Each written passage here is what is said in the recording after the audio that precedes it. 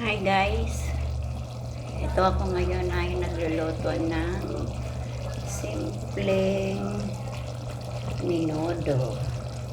menudo apritada. Hindi ko alam kung ang tawag dito, basta niluto ko lang ito at proper budgeting lang tayo. Ayan siya guys, yan, nagisa ako na mayroon siyang patatas, pero minced garlic at red onions, bell pepper, garlic, minced garlic, mayroon na yan. At yung ating ingredients nga, yung pork, minced pork. Yan. Yan ang aking niluto. Tinimplahan, ay seasoned. Yan, mayroon siyang pork cubes. Yan, nilagyan ko siya ng konting paminta, konting asin, at konting toyo. Yan, nilagyan ko rin siya ng boiled eggs. Pag magkasya sa amin ng ulam namin na may carrots din siya guys. Hindi ko na kinomplito na talagang pang-ingredients ng menudo. Sa mahal ng mga bilihin ngayon guys, kailangan maging smart tayo sa ating pagluluto. Mahalaga magustuhan ng mga kasama kong kakain. Bali kasi yung aking grandson ay priority namin sa gusto niyang kakainin. Yan. Balitang halian hapunan na namin yung guys. Yan.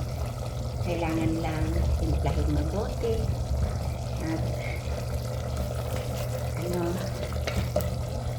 at mahina siya guys. Simmer ko siya sa mahinang apoy.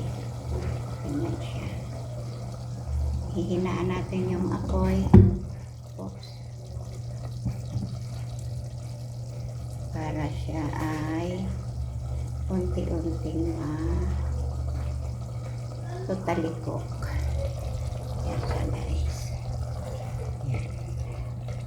At mamaya guys ay tatakpan natin siya.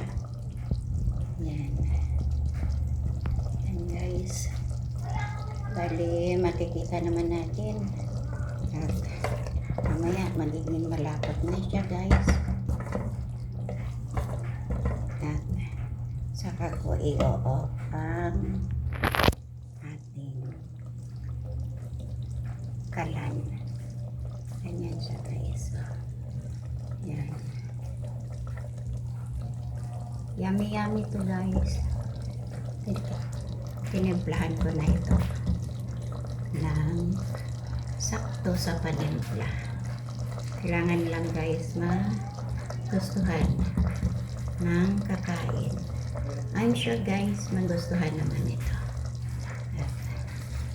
Actually guys, yan ang aming magiging ulam sa araw na ito, sa araw ng aming pananghalian at mamaya pang hapunan. Yan guys. Minsanan na ang aking pagluluto para makakatipid.